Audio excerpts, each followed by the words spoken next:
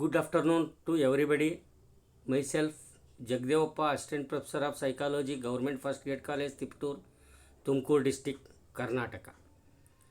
So, in last session, we have discussed about the Gagne's hierarchy theory. So, today in this session, we are discussing the transfer of learning, types of learning, its educational implication. So, objective of this session to understand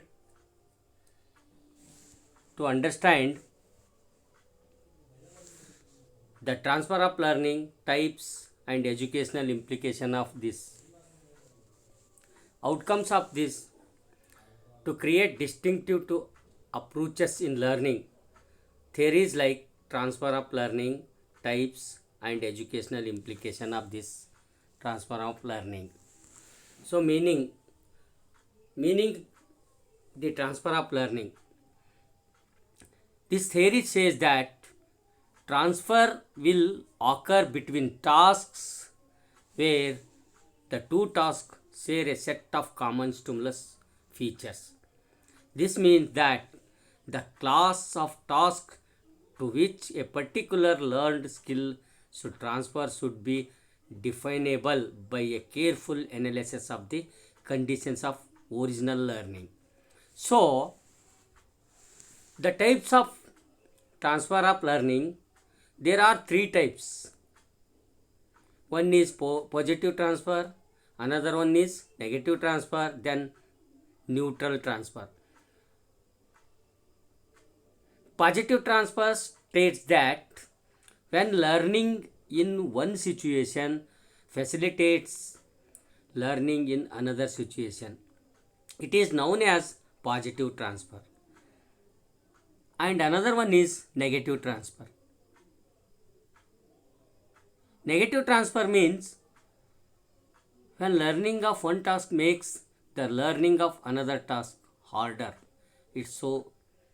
It is known as negative transfer. Then third one is zero transfer, null transfer or neutral transfer. The neutral transfer means the neutral return path is left open for ground return currents by the transfer switch contacts.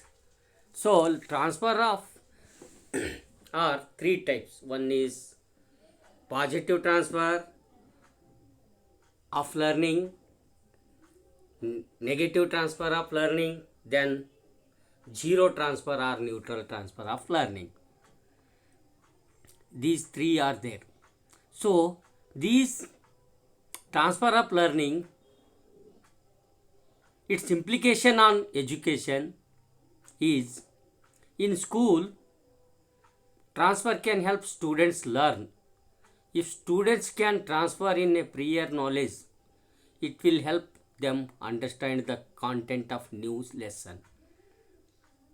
A lesson on the Pythagorean theorem becomes more comprehensible if students can transfer in prior knowledge of right triangles.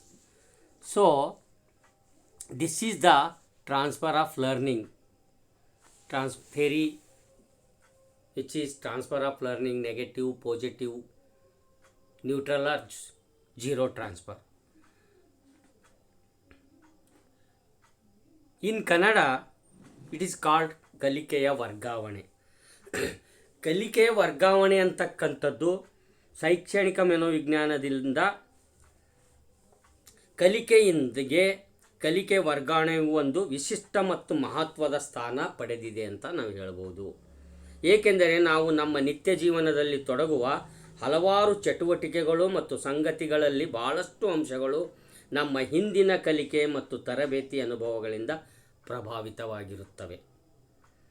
ಉದಾಹರಣೆಗೆ ಹೇಳೋದಾದರೆ ಕೂಡುವಿಕೆ ಮತ್ತು ಕಳೆಯುವಿಕೆಯನ್ನು ಕಲಿತ ಮಗುವಿಗೆ ಅದು ಗುಣಿಸುವಿಕೆ ಮತ್ತು ಭಾಗಿಸುವಿಕೆಯನ್ನು ಕಲಿಯಲು ನೆರವಾಗುತ್ತದೆ ಅಥವಾ ನೆರವು ನೀಡುತ್ತದೆ.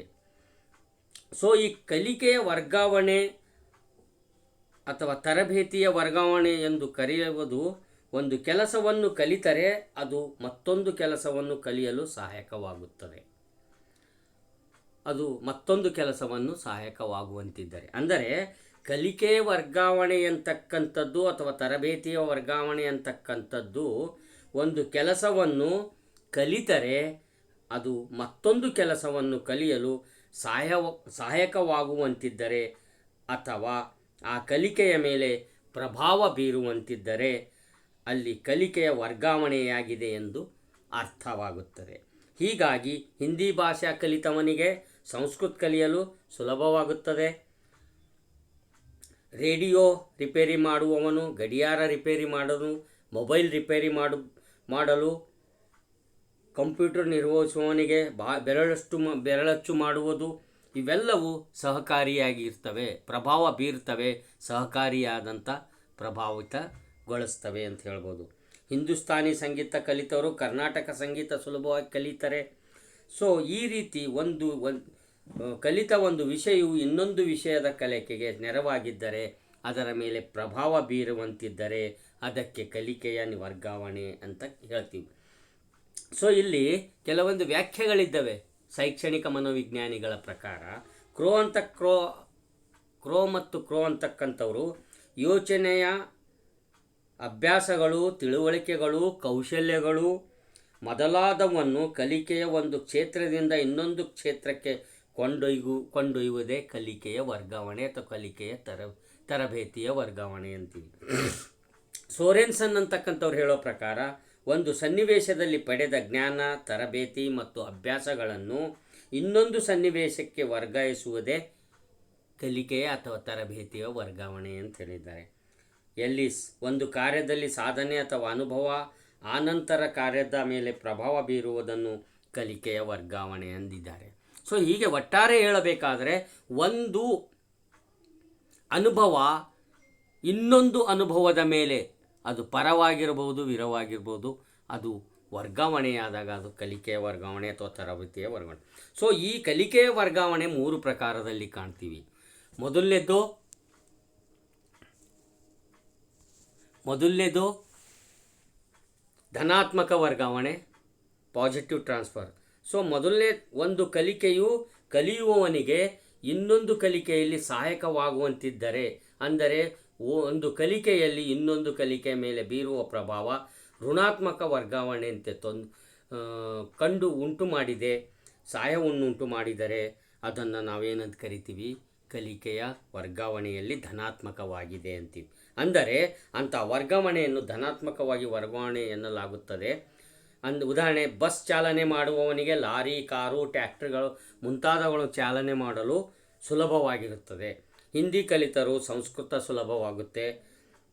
ಸಂಕಲನ ವ್ಯವಕಲನ ಕಲಿತವರಿಗೆ ಗುಣಾಕಾರ, ಭಾಗಾಕಾರಗಳನ್ನು ಕಲಿಯುವುದು ಸುಲಭವಾಗುತ್ತೆ. ಇವೆಲ್ಲವೂ ಕೂಡ ಏನಾಗಿರ್ತವೆ ಅಂದರೆ ಪಾಸಿಟಿವ್ ಟ್ರಾನ್ಸ್ಫರ್, ಧನಾತ್ಮಕ ವರ್ಗಾವಣೆ. ಇನ್ನು ಋಣಾತ್ಮಕ ವರ್ಗಾವಣೆ ಎಂದರೆ ಒಂದು ಕಲಿಯಬೇಕಾದರೆ ಇನ್ನೊಂದು ಕಲಿಕೆಯಲ್ಲಿ ಉಪಯೋಗವಾಗದೆ ತೊಂದರೆ ಉಂಟು ಮಾಡುವುದು. ಅಂದರೆ ಒಂದು ಕಲಿಕೆಯು ಇನ್ನೊಂದು ಕಲಿಕೆಯ ಮೇಲೆ ಬೀರುವ ಪ್ರಭಾವ ಧನಾತ್ಮಕ ವರ್ಗಾವಣೆಯಂತೆ ಸಹಾಯ ಮಾಡದೆ ತೊಂದರೆ ಉಂಟು ಮಾಡುವಂತಿದ್ದರೆ ಅದು ಅಂತಹ ವರ್ಗಾವಣೆಯನ್ನು ನಾವು ಋಣಾತ್ಮಕ ವರ್ಗಾವಣೆ ಅಂತ ಕರಿತೀವಿ. ಉದಾಹರಣೆಯಾಗಿ ಹೇಳೋದು, ಇಂಗ್ಲೀಷ್ ಭಾಷೆಯ but, cut, BUT but, CUT cut ಅಂತ ಇರ್ತಕ್ಕಂಥ ಎಂಬ ಪದಗಳನ್ನು ಕಲಿತ ಮಗುವಿಗೆ PUT ಪುಟ್ ಎಂಬ ಪದವನ್ನು ಕಲಿಯಲು ಕಷ್ಟವಾಗುತ್ತದೆ. ಅಂದರೆ ಅದು ಪುಟ್ ಪದವನ್ನು ಪುಟ್ ಎಂದು ಉಚ್ಚಿಸುವ ಬದಲು ಪಟ್ ಎಂದು ಉಚ್ಚರಿಸಬಹುದು. ಬೆರಳಚ್ಚು ಮಾಡುವವನಿಗೆ ಹಾರ್ಮೋನಿಯಂ ನಡೆಸಲು ತೊಂದರೆಯಾಗುತ್ತದೆ. ಬಲಭಾಗದಲ್ಲಿ ಚಾಲನೆ ಮಾಡುವ ಪದ್ಧತಿ ಇರುವ ಜಪಾನ್, ಅಮೆರಿಕ ದೇಶದ ಎಡಭಾಗದ ಚಾಲನಾ ಪದ್ಧತಿ ಇರುವ ಭಾರತ, UK, ಇಂಗ್ಲೆಂಡ್ಗಳಲ್ಲಿ ವಾಹನ ಚಾಲನೆ ಮಾಡುವುದು ತ್ರಾಸದಾಯಕವಾಗುತ್ತದೆ ಅಂತ ಹೇಳ್ಬೋದು. ಇವೆಲ್ಲವೂ ಕೂಡ ಋಣಾತ್ಮಕವಾಗಿರ್ತವೆ. ಕೆಲವೊಂದು ಗಾಡಿಗಳಿಗೆ ಗೇರ್ಗಳು ಮುಂದೆ ಹಾಕೋವಿರ್ತವೆ. ಆ ಮುಂದಕ್ಕೆ ಹಾಕುವ ಗೇರ್ಗಳ ಗಾಡಿ ಓಡಿಸಿದವನಿಗೆ ಹಿಂದಕ್ಕೆ ಗೇರ್ ಹಾಕೋದು ಮಾಡೋಕ್ಕೆ ಹೋದಾಗ ಏನಾಗುತ್ತೆ, ತೊಂದರೆ ಅನುಭವಿಸ್ತದೆ. ಇದೇ ಋಣಾತ್ಮಕವಾದ ಕಲಿಕೆ. ಶೂನ್ಯ ವರ್ಗಾವಣೆ. ಒಂದು ಕಲಿಕೆಯು ಇನ್ನೊಂದು ಕಲಿಕೆಯ ಮೇಲೆ ಯಾವುದೇ ರೀತಿಯ ಪ್ರಭಾವ ಬೀರದಂತಿದ್ದರೆ, ಅಂದರೆ ಒಂದು ಕಲಿಯುವವರಿಗೆ ಇನ್ನೊಂದು ಕಲಿಕೆಯ ಮೇಲೆ ಧನಾತ್ಮಕವಾಗಲಿ ಋಣಾತ್ಮಕವಾಗಲಿ ಪ್ರಭಾವ ಬೀರದಂತಿದ್ದರೆ ಅಂಥ ವರ್ಗಾವಣೆಯನ್ನು ನಾವು ಶೂನ್ಯ ವರ್ಗಾವಣೆ ಅಂತೇಳಿ ಕರಿತೀವಿ. ಸೈಕಲ್ ಸವಾರನಿಗೆ ವಿಮಾನ ಚಾಲನೆ ಮಾಡಲು ಯಾವುದೇ ಸಹಾಯವನ್ನು ಮಾಡುವುದಿಲ್ಲ, ತೊಂದರೆಯನ್ನು ಮಾಡುವುದಿಲ್ಲ. ವಿಮಾನ ಚಾಲನೆಯಲ್ಲಿಡಬೇಕಿದ್ದಲ್ಲಿ ಅಂಥವರು ಹೊಸದಾಗಿ ಕಲಿಯಬೇಕಷ್ಟೇ. ಇತಿಹಾಸದ ಕಲಿಕೆ, ಗಣಿತಶಾಸ್ತ್ರ, ರಸಾಯನಶಾಸ್ತ್ರ, ವಿಜ್ಞಾನ ಕಲಿಕೆಗೆ ಸಹಾಯವನ್ನು ತೊಂದರೆಯನ್ನು ಉಂಟು ಮಾಡುವುದಿಲ್ಲ. ಫುಟ್ಬಾಲ್ ಆಟಗಾರನಿಗೆ ವಾಲಿಬಾಲ್ ಆಡುವಲ್ಲಿ ಅದು ನೆರವು ಬರುವುದಿಲ್ಲ, ತೊಂದರೆಯೂ ಮಾಡುವುದಿಲ್ಲ. ಸಂಗೀತ ಸಾಧನಗಳು ನುಡಿಸುವವರಿಗೆ ಅಡಿಗೆ ಮಾಡಲು, ಬಟ್ಟೆ ತೊಳೆಯಲು ಇವೆಲ್ಲವೂ ಕೂಡ ಯಾವುದೇ ಪ್ರಭಾವ ಬೀರುವುದಿಲ್ಲ. ಸೊ ಇವೆಲ್ಲವೂ ನಾವು ಕಲಿಕೆಯ ವರ್ಗಾವಣೆ ಅಂತೇಳಿ ಹೇಳ್ತೀವಿ. ಸೊ ಇದನ್ನು ನಾವು ಶಿಕ್ಷಣದಲ್ಲಿ ನೋಡೋದಾದರೆ, transfer of learning in educational. So ಕಲಿಕೆಯ ವರ್ಗಾವಣೆಯು ಕಲಿಕಾ ಪ್ರಕ್ರಿಯೆಯಲ್ಲಿ ಉತ್ತಮ ಫಲವನ್ನು, ಮಿತವ್ಯಯವನ್ನು ಸಾಧಿಸುತ್ತದೆ. ಹಿಂದಿನ ಸನ್ನಿವೇಶಗಳಲ್ಲಿ ವ್ಯಕ್ತಿಯ ಕಲಿತ ವಿಷಯವು ಅನುಭವಗಳನ್ನು ಹೊಸ ಸನ್ನಿವೇಶಗಳಲ್ಲಿನ ಕಲಿಕೆಗಾಗಲಿ, ಸಮಸ್ಯೆ ಪರಿಹಾರಕ್ಕಾಗಲಿ, ತೀರ್ಮಾನ ತೆಗೆದುಕೊಳ್ಳೋದಕ್ಕಾಗಲಿ ಅನ್ವಯಿಸುತ್ತಾನೆ. ಆದ್ದರಿಂದ ಮಗು ತನ್ನ ಹಿಂದಿನ ಕಲಿಕೆ ಮತ್ತು ಅನುಭವಗಳ ವರ್ಗಾವಣೆಯಿಂದ ಹೆಚ್ಚು ಪ್ರಯೋಜನ ಪಡೆಯುವಂತೆ ಶಿಕ್ಷಕರು ಪ್ರಯತ್ನಿಸಬೇಕು. ಕಲಿಕೆಯ ವರ್ಗಾವಣೆಯು ಶಿಕ್ಷಣ ಕ್ಷೇತ್ರದಲ್ಲಿ ಈ ಕೆಲವೊಂದು ಅಂಶಗಳನ್ನು ನಾವು ನೋಡಬಹುದು.